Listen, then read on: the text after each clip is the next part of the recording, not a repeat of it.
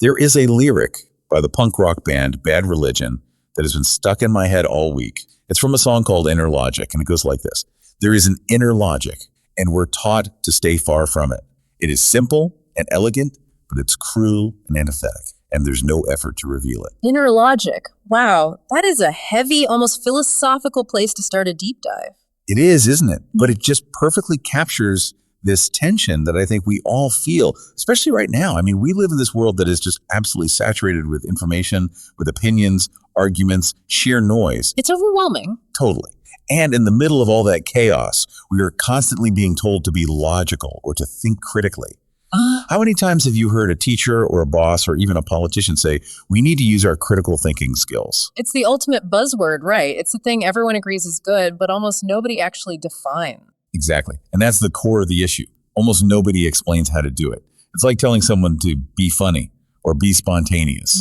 If you don't actually know the mechanism, you're just guessing. And we see the result of that guessing everywhere. People tend to drift between these two completely opposite poles. Right. On one side, you've got the people who believe in absolute, unshakable scientific facts. It's that, I did my own research crowd who think they have found the one objective truth on YouTube. Mm-hmm. And on the other side, you have this total relativism where people just shrug and say, well, that's just my opinion, as if every opinion is equally valid to exist. It sort of shuts down the conversation. It does. It's the my truth versus the truth battle. And what gets completely lost in the middle of that fight is the actual machinery of thinking, the process, the inner logic. And that is precisely what we are going to be unpacking today. We are doing a deep dive into Smart Thinking by Matthew Allen. And I want to be super clear right off the bat. This isn't some self-help book about positive vibes or manifesting success. No, it's not at all. This is a mechanics manual for your brain. It is about the specific mechanical skill of reasoning. And skill is absolutely the key word there, isn't it? 100%.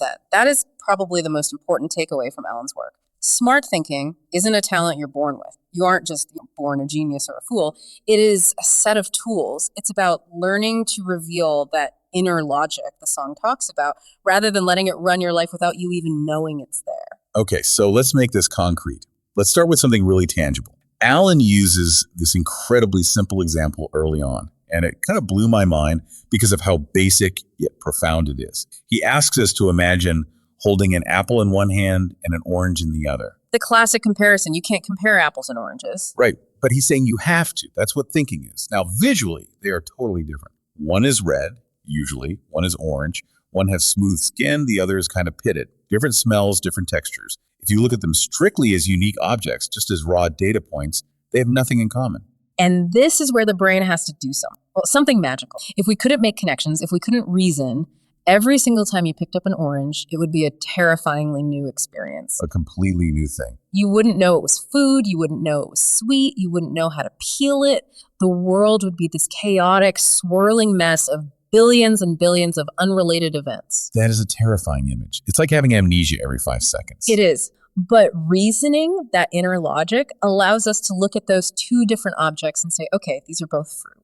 Or the last time I ate a round orange thing with this kind of texture, it was tasty, so this one probably will be too. That is reasoning. So it's not just for winning arguments in a bar. It's not just for debate club. It is a fundamental survival mechanism. It is the glue that holds reality together for us. So reasoning is basically the ability to see the invisible lines connecting things, the relationships between them. Precisely. It's all about relationships. Nothing in the world makes sense in isolation. An apple is only an apple because we have a category for it. A traffic jam is only a reason to be late for work because we understand the concept of cause and effect. Smart thinking is about taking conscious control of those connections rather than just letting them happen on autopilot. And that brings us to the big hook for this deep dive. We are going to hand you an invisible map because Allen argues that every time we speak or write or even just read the news, there are two layers happening at the same time. Yes, this is the matrix code moment. This is where you get to see how it all works. So the first layer is the narrative flow. That's the pretty words, the sentences, the rhetorical flourishes. That's what we hear. It's the story. Right. It's the surface. But underneath that, hidden below the surface, is the analytical structure. And most of us, most of the time, get completely distracted by the narrative. We get swept up in the flow of the words and the emotion. But if you can learn to see that analytical structure, the hidden logic underneath, You stop being a passive consumer of information. You become an active participant. You start seeing the structural beams holding the entire building up. And more importantly, you can see where the beams are cracked. By the end of this hour, you, our listener, are going to be able to look at a news report, a political speech, or even a simple argument with your partner and see that matrix code. We are going to break down the atomic unit of thought. We're going to give you a toolkit for analyzing arguments, and we're going to show you how to build your own bulletproof reasoning. So let's get into the machinery. Let's open the hood. Okay, section 1. We have to start at the very, very bottom. The atomic unit of thought. Alan calls this the claim. Right, and this is so crucial because most of us just think in sentences, but not all sentences are created equal in the eyes of logic. If I say to you, "Good day," that's a sentence. It functions in language, but it's not a claim. No, it's a greeting. It's a social ritual. Exactly. Or if I ask you, "Do you think Australia should be a republic?" That's a question. It's not a claim. To do any kind of reasoning at all, we have to first isolate the claims. So what's the definition? What makes something a claim? A claim is very specifically a statement that asserts something is true or false about the way the world is or the way the world. Okay, so there's a litmus test for a way to check. There is, and it's super simple. You just have to ask yourself, is it possible to ask, is this true or false about this? All right, let's try it. If I say the world is round. Can you ask, is it true that the world is round? Yes, you can. And it is. So that's a claim. Yep, perfect. Okay, what if I say the world is flat? Can you ask if it's true? Yes, it happens to be a false claim, but it is still a claim. And this is a really, really important distinction. A claim doesn't have to be true to be a claim. It just has to be asserting a truth. It has to be capable of being judged as true or false. Okay, I think I'm getting it. What about get out of here? Can you ask, is it true that get out of here? No, that doesn't make any sense. Right. It's a command. It's an imperative. It has no analytical weight in an argument. You can't analyze it for truthfulness. This seems really basic, but I feel like we trip up on this all the time, especially when it comes to the difference between so-called facts and opinions.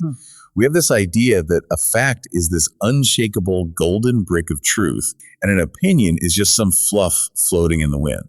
That is the fact trap. And Alan warns us about this constantly. We tend to think facts and opinions are completely different species of statement. But in the world of reasoning, a fact is just a claim that everyone currently accepts as true. Whoa. Okay, unpack that for me. A fact is just a popular claim. In a way, yes. Think about history. The world is flat used to be considered a fact. It was a claim that everyone in a given society accepted. Now we know it's false. The fact changed. So when we treat a fact as unshakable, you start analyzing it. You stop checking if it's actually supported by evidence. A smart thinker treats everything as a claim that requires, even the things that seem incredibly obvious, because claims demand evidence. So nothing gets a free pass. Absolutely nothing. If you say the sky is blue, I should technically be able to ask why, and you should be able to provide the evidence, the whole spectral analysis of light scattering through the atmosphere. I love that. So no more saying it's just a fact to end an argument. No, that's a conversation stopper, not an argument. Okay, so now Alan says that if we want to be precise, and we do, we can't just throw these claims around loosely. We have to control 3 specific dials on every single claim we make. Right. These are the 3 hidden properties of a well-formed claim. And if you don't control these, your argument will fall apart before you even start linking things together. It's like trying to build with crumbly bricks. Let's go through them. Dial number 1 is scope. Scope is all about how many or how much. Are you talking about all Australian? Many Australians, some Australians, or just one Australian? I see this constantly in bad internet arguments. Someone will post, men are messy. Exactly. And the immediate counter-argument is not all men. And the whole argument just derails into a fight about exceptions. If the first person had just adjusted the scope dial and said, many men I've known tend to be messy, the claim becomes much, much harder to. It's more honest, too. It's more precise. Most bad arguments fail because scope is way too broad. It's a classic fallacy called a sweeping generalization. You're claiming all when your evidence only supports some. It's amazing how just changing one word from all to some can save an entire argument from collapsing. Precision is armor in an argument. Okay, that makes sense. Dial number 2, certainty. This is all about probability. Are you claiming something is definitely true, probably true, possibly true, or maybe just conceivably true? So the difference between saying it will rain tomorrow versus it might rain tomorrow. A huge difference. If you claim it will definitely rain, and it doesn't, your credibility is shot. Your claim was false. You claim it might rain and it doesn't, you weren't wrong. Smart thinkers are really careful to align their level of certainty with their level of evidence. They don't overstate their case. They don't write checks their evidence can't cash. Perfect analogy. And the third dial, value. This is the trickiest one, I think. This is about asking whether your claim is purely descriptive or if it's value. Okay, explain that distinction. If I say, this car is red, that's descriptive. We can, in theory, measure the wavelength of the light reflecting off it and agree. But if I say, this car is ugly, or even this car is dirty, I'm making a value judgment. Wait, the car is dirty is a value judgment. That feels like a fact to me. It feels like one, but think about it. The word dirty implies it should be clean. It implies a standard of cleanliness that hasn't been met. A car covered in mud might be considered camouflage to a soldier on a mission, but dirty to a suburban driver on their way to a wedding. The dirtiness isn't in the mud, it's in our expectation. I see. So it depends on a shared standard of what clean means. Exactly. Value claims are much harder to prove because they depend on these shared, often unspoken standards. So to recap, before we even start arguing, we need to look at our claims and ask, is the scope right? Is the certainty appropriate? And am I smuggling in value judgments without realizing it? Precisely. You have to clean up your bricks before you start trying to build the wall. Okay, speaking of building walls, let's move to section 2, the invisible map. We've got our claims, our clean, well-formed bricks. Now we need to understand how they fit together. And this is where Alan talks about the difference between narrative flow and analytical structure. This goes right back to that matrix code idea. Narrative flow is linear. It's how we speak. One word after another, one sentence after another. It happens over time. Like this conversation we're having right now. Exactly. And narrative is full of what Alan calls padding. It has rhetorical flourishes, emotional cues, repetition, polite phrases. As I was saying earlier, it is important to note that. That's all narrative fluff. It helps us listen, but it isn't the core logic. And the analytical structure, what's that? The analytical structure is timeless. It's not a line, it's a diagram. It's a map of the relationships between the claims. It shows how the claims actually support each other once you strip away all the pretty words and the padding. This is where Alan introduces a technique called casting. It sounds like a wizard spell or something, but it's actually a really practical tool. How do we do it? It's a 3-step process to decode someone else's argument and see its skeleton. Step 1, you look for the link words. The traces of logic. Right. You scan the text and circle words like because, therefore, since, however, consequently, as a result. These are the breadcrumbs. They signal that a logical connection is being made. If you see because, you know a reason is coming. If you see therefore, you know a conclusion is on its way. Okay, so you find the signpost. Step 2.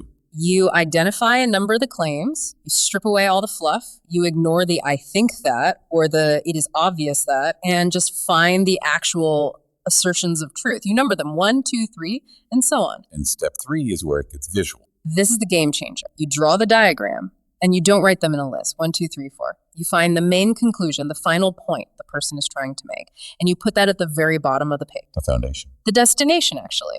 Then you put the premises, the reasons above it, and you draw arrows showing the flow of logic from the premises down to the conclusion. Let's walk through the example from the book because this really made it click for me. It's the chemical factory example. Right. So imagine someone says to you in a conversation, let's look at the facts. Chemical factories are dangerous to live nearby, and one has just been built near your house. You'd be crazy to put yourself in danger, and that's why you should move. Okay.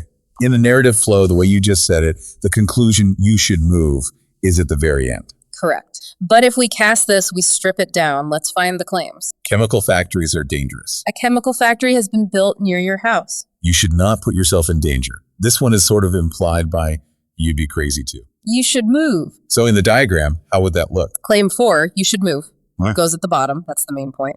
Then you ask, why should you move? Well, because of claims 1, 2, and 3 all working together. So you draw boxes for 1, 2, and 3 above box 4 with arrows pointing from them down to 4. It becomes visual. You can actually see that the argument rests on those 3 pillars. If any one of them is weak, the whole thing gets wobbly. And here's the twist that makes this so powerful. In the narrative flow, an author might hide a really weak premise in the middle of a long, eloquent paragraph. But in the diagram, it's just sitting there on the page exposed. You can't hide in the diagram. You can't. You can look at the box for claim 1, chemical factories are dangerous, and immediately challenge it. Is that always true? What's the scope? Are all chemical factories dangerous or just some? What's the evidence for that? The diagram forces you to see the weak point. So narrative hides weak logic and structure reveals it. That's the core insight. Smart thinking requires you to actively break the flow of the narrative to check if the underlying structure, the logic, actually holds up. This is so powerful because it stops you from being overwhelmed by, say, a really confident or eloquent speaker. Someone can be a beautiful public speaker, but their argument diagram could be a complete mess. And conversely, someone can be a clumsy, hesitant speaker, but have a rock-solid logical diagram. We so often confuse confidence with competence. Casting separates the two. You're analyzing the argument, not the performance. This brings us perfectly to section 3, the mechanics of linking. Because drawing an arrow on a page is easy, but making a real logical connection is the hard part. Right. And here we need to distinguish between what Alan calls internal and external connection. An internal connection happens inside a single claim. A phrase like reasoning is a skill connects the idea of reasoning with the idea of skill. That's simple. But the real action is in the external connection. That's the premise-conclusion relationship, connecting two separate claims to prove a point. And this is where most people get lazy. They think one reason is enough. I'm late because of traffic. Simple. But Alan introduces this crucial concept of the chain link, or dependent premises. The RAM example from the book is the one that stuck with me here. It's so clear. It's a classic tech support issue, and it's for this. Imagine a technician tells you, your computer is running slowly. That's the conclusion. You ask why? Premise. Because your computer has 256 millibeats of RAM. Sounds logical enough. Low RAM, slow computer. It sounds logical, but there is a hidden, unstated, dependent premise that makes it work. The argument only works if you also believe the claim that modern software requires more than 256 millibytes of RAM to run efficiently. Right, because if we were living in 1995, 256 millibytes of RAM would make your computer a supercomputer. It would be blazing fast. The first premise would still be true, but the conclusion would be false. Exactly. The premise, you have 256 millibyte of RAM, is meaningless on its own. It's just a fact. It only becomes a reason for slowness when it is linked to the other premise about what modern software requires. These two premises are dependent. Like two chemicals. Yes, that's a great way to put it. They're like two chemicals that are harmless separately, but when you mix them, you get an explosion, the conclusion. You need both to get the reaction. So if you leave one of them out, which we do all the time, you are relying on the audience to fill in the blank, and that is incredibly dangerous for your argument. If I assume you know all about modern RAM requirements, I might leave it out to save time. But if you don't share my assumption, my argument sounds like complete nonsense to you. You just hear, you have this much RAM, therefore it's slow, and you're left wondering, so what? Effective reasoning, then, is about making those invisible links visible. It's about being explicit with your logic. Don't make your audience guess your assumptions. This leads to something else interesting that Alan calls framing premises. Yes. Some claims in an argument act as a frame or a bridge. They don't provide new facts. They explain why the other facts matter to the conclusion. In the RAM example, the claim about modern software requirements is a framing premise, framing the factual claim about how much memory you have and giving it meaning. Okay, and Alan also talks about breadth versus depth in arguments. I feel like in school we were always taught breadth. Give me 3 reasons for the fall of the Roman Empire. The classic bullet point approach. Reason 1, reason 2, reason 3, that is breadth. And it's good for covering a lot of ground quickly, but smart thinking often requires depth. That means taking one of those reasons and unpacking it into a long, strong chain of dependent premises to make it absolutely bulletproof. So instead of just saying the economy will improve and then moving on to your next bullet point, you explain how. You build the chain of logic. If this policy is enacted, interest rates will likely fall. If interest rates fall, businesses are more likely to borrow for expansion. If businesses expand, they will hire more workers. Therefore, this policy will lead to lower unemployment. You don't just list the ingredients. You explain the entire recipe step by step. So the advice is, don't just list bullet points. Build chains of logic. Build strong chains. Let's pivot to section 4. Yeah. Because we've been talking about logic like it's this clean, mathematical, almost sterile thing. But reasoning happens between people. It happens in a social context. Context is king. You absolutely cannot reason in a vacuum. Alan talks about intersubjectivity, which is a fancy academic word for a simple idea that knowledge lives between us in our shared understanding, not just inside our own individual heads. And this is where unexamined assumptions get really, really dangerous. Alan uses a historical example that is quite shocking, but it illustrates the point perfectly. The black bogeyman. Yes. So in 19th century Australia, it was apparently common for white parents to warn their children that the black bogeyman would get them if they were naughty or stayed out after dark. On the surface, it sounds like a mild parenting threat like any other bogeyman story. It seems that way to the parents. But look at the analytical structure of what that does to a child's brain. It creates a premise, a foundational claim. Indigenous people are dangerous, scary. The child absorbs this not as an opinion, but as a basic fact about the world, like fire is hot. So when that child grows up, When they grow up, they might support or develop a conclusion like, we need policies to segregate Indigenous people for our own. And to them, that conclusion feels perfectly logical. It is consistent with the fundamental fact they were fed as. that is the truly scary part. The logic itself is valid, internally. The connection from premise to conclusion works. Exactly. The reasoning mechanism is working perfectly. Premise A leads to conclusion B. The problem isn't the logic. The problem is the toxic, unexamined assumption they started with. The lesson here is that assumptions are dangerous not just because they can be false, so that one certainly was, but because they are unexamined. We treat them as facts when they're actually just claims that need to be challenged and supported with evidence. This leads directly into this self-evidence trap. We treat certain claims as self-evident just to save time. And we have to. We couldn't function otherwise. If I had to prove to you that words have meaning every time we spoke or that the floor is solid, we'd never get anywhere. We have to assume some common ground to stand on. But that ground shifts dramatically depending on who you were talking. Massively. To a room full of physicists, the claim "im si she" is self-evident. You don't need to prove it. You can use it as a starting premise for a more complex argument. But if you walk into a kindergarten And say the earth goes around the sun, the kids will say, no, it doesn't. I saw the sun move across the sky this morning with my own eyes. To them, your claim is not self-evident. In fact, their own direct evidence contradicts. so if you start your argument with a premise that your audience doesn't accept as self-evident, The entire structure collapses before you've even laid the second brick. It doesn't matter how perfect your logic is after that point. If the foundation, the starting point, isn't shared by your audience, you have failed to communicate. You have to know your audience and what they accept. this makes me rethink every argument I've ever had where I just thought the other person was being stubborn or illogical. Maybe we just didn't agree on the starting line. Often that is exactly it. You're arguing about the roof, but the disagreement is actually happening way back at the. Okay, we're moving into the heavy machinery now. Section 5, the toolkit, the 5 types of reasoning. This is where we get to bust a major myth that a lot of us were taught in school. Oh, I think I know this one. I definitely remember learning. Deduction is general to specific, and induction is specific to general. And that is, well, it's mostly wrong. Or at least it's not a very helpful way to think about it. The real difference isn't about general versus specific. It's about the nature of the link between the premises and the conclusion. It's about certainty. Okay, set the record straight for us. Let's start with deduction. Deduction is the certainty engine. In a correctly formed deductive argument, the conclusion is already contained inside the premises. You are just untacking it, making it explicit. If the premises are true, the conclusion must be true. There's no wiggle room. Give me the classic example. All men are mortal. Socrates is a man, therefore Socrates is mortal. Right. I can't argue with that. You can't. If you accept the first two statements as true, you are logically forced to accept the third.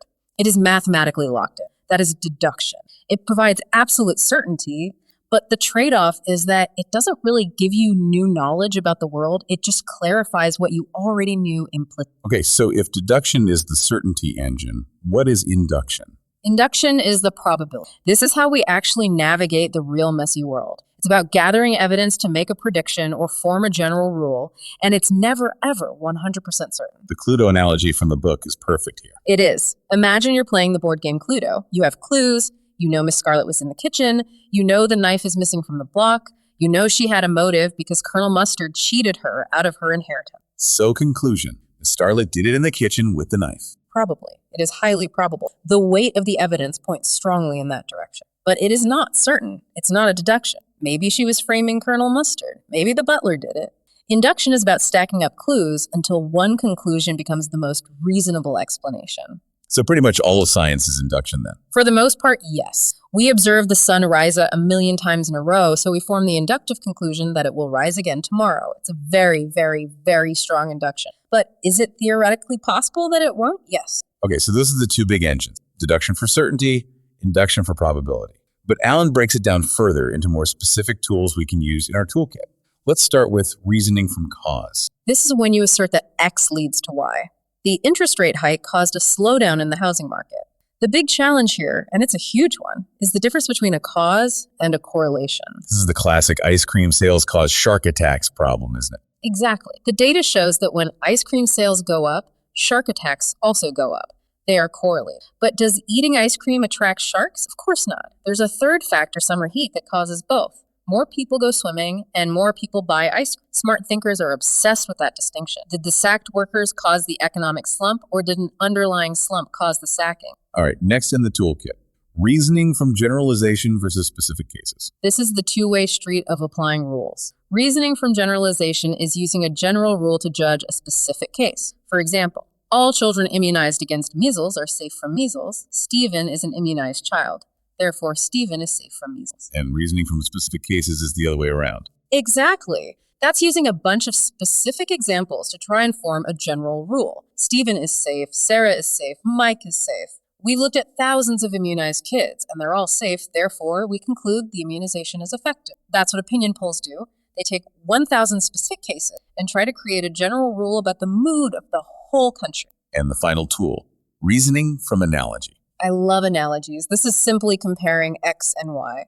You say that because two things are similar in some known ways, they are likely to be similar in other unknown ways. Let's use the guinea pig scenario from the book. Perfect. So you're given a pet guinea pig. You've never seen one before. You don't know what it eats, but you do know rabbit. And you see that a guinea pig is like a rabbit. It's a small, furry rodent with big teeth. And you know for a fact that rabbits eat carrots. So you reason that the guinea pig will probably eat carrots too. You reason by analogy that the guinea pig will also eat carrots. In this case, you'd be right. But the key here, and this is where analogies get dangerous, is relevance. The similarities have to be relevant to the conclusion. They absolutely have to be. The shaving cream example is the hilarious proof of. Right. Shaving cream is white, it's fluffy, and it comes in a pressurized can. Whipped cream is white, fluffy, and comes in a pressurized can. They are very similar in those respects. So if whipped cream is delicious on a fruit salad, then shaving cream must be delicious on a fruit salad. Exactly. The analogy fails spectacularly because the similarities you listed, color, texture, container, are not relevant to the conclusion you're trying to draw, taste. When you use an analogy, you have to constantly ask yourself, are these two things similar in the specific way that actually matters for this argument? That is a fantastic mental check. It stops you from getting carried away with a clever metaphor that doesn't actually hold any logical water. It's a crucial check. Okay, section 6, research as analysis. I have to say, this section totally reframed how I think about Googling things. Most people, as Alan points out, suffer from the search fallacy. They think research is about finding answers. They go to Google with a preformed conclusion and type in, find evidence that says X. I am so guilty of that. Find fact that supports my existing view. Confirmation bias at work. We all do it. But smart thinking redefines research as asking questions. You shouldn't be looking for facts in isolation. You should be looking for relationships, structures, for other people's arguments. Alan breaks information down into 4 types. And it's interesting that only one of them is basic details or raw data. Right, the 4 types are. This is the arguments that others have already made. How have other smart people structured their thinking on this topic? The crucial background information. Who wrote this? When did they write it? Why did they write it? Who paid for it? 3, basic details. This is the raw data, the stats, the quotes. 4, values and assumptions. This is the hardest to find, but the most important. What are the hidden beliefs and values driving this text? So when I'm reading an article, I shouldn't just be highlighting the statistics? No.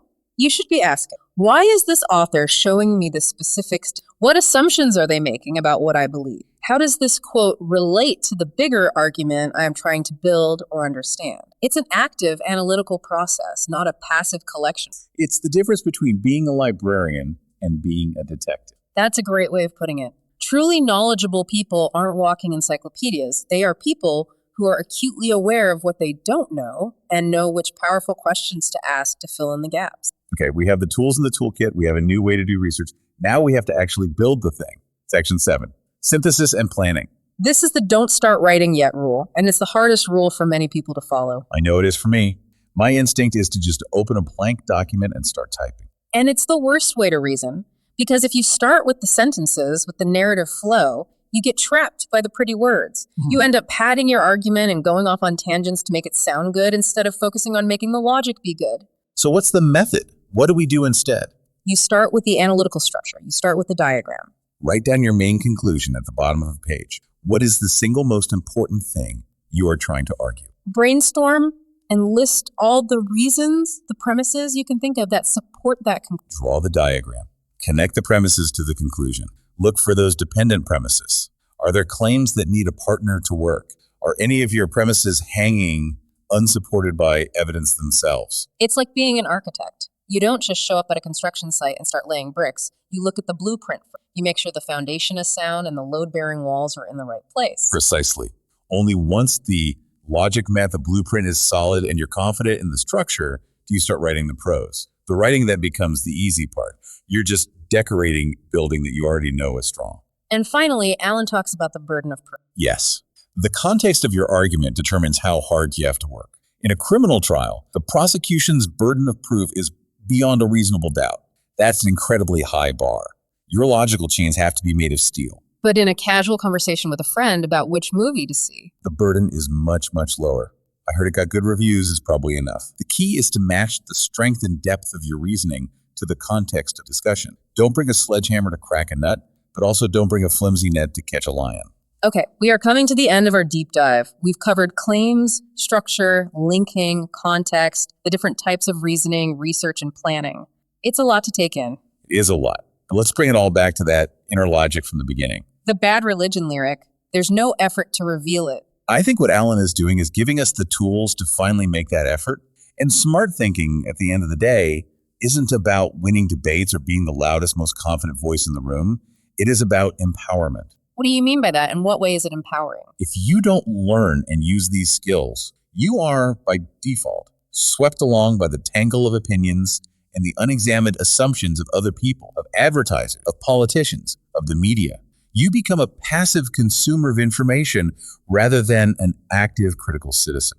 That is a very sobering thought. You're either analyzing the logic or you're being controlled by someone else's. And I think it's even deeper than that. Reasoning is fundamentally a social act. It's how we connect our mind to another person's mind. By improving our links, by making our logic clearer and more honest, we don't just think better, we communicate better, we understand each other better, and we understand the world more deeply. So a final thought, a call to action for everyone listening. The next time you hear a news report or read an opinion piece online, don't just absorb it, try to cast it, pause it, find the main conclusion, spot the premises they're giving you, and ask yourself, does the link between them actually hold? Is the structure sound? And if the logic is broken, you don't have to buy what they're selling. Thanks for diving in with us today. Keep thinking. See you next time.